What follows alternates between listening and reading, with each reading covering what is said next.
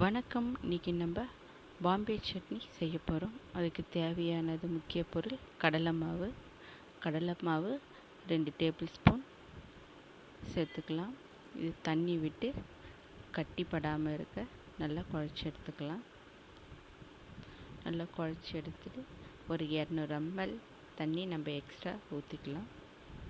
ஊற்றி நம்ம இப்போது இதை ஓரமாக வச்சிடலாம். இப்போ கடாயில் நமக்கு தேவையான அளவு எண்ணெயை ஊற்றிக்கலாம். எண்ணெய் ஊற்றிட்டு இதில் உளுத்தம்பருப்பு போட்டுக்கலாம். பிறகு சீரகம், தேவைன்னா கடுகும் போட்டுக்கலாம். நான் உளுத்தம்பருப்பு சீரகம் மட்டும் போட்டிருக்கேன். போட்டு பொரிஞ்சதும் நல்லா பொரிஞ்சதும் ஒரு துண்டு இஞ்சி, 4 பல் பூண்டு கட் பண்ணி வச்சுருக்கிறத சேர்த்துக்கலாம். சேர்த்து கிளறி விட்டுக்கலாம். 1 கப் வெங்காயம் அதையே சேர்த்துக்கலாம். சேர்த்து நல்லா கிளறி விட்டுக்கலாம். அடுத்தது மூடி போட்டு ஒரு 2 நிமிஷம் வேகட்டும். அதுக்கப்புறம் 3 பச்சை மிளகாய் கட் பண்ணி வச்சுருக்கிறத அதை சேர்த்துக்கலாம். சேர்த்து கிளறி விட்டுக்கலாம். கருவேப்பிலை அதையும் கொஞ்சம் சேர்த்துக்கலாம். சேர்த்து நல்லா கிளறி விட்டுக்கலாம். அப்புறம் இதுக்கு 1 கப் தக்காளி அதையும் சேர்த்துக்கலாம். சேர்த்து நல்லா கிளறி விட்டு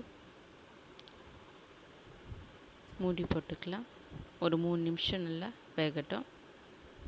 வந்த பிறகு 1/4 ஸ்பூன் மஞ்சள் தூள் சேர்த்து நல்லா கிளறி விட்டுக்கலாம்.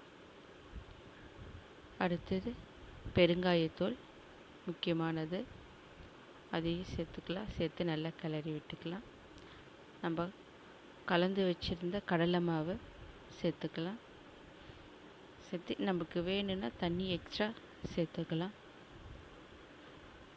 இந்த ஸ்டேஜில் உப்பு நம்ம சேர்த்துக்கலாம்.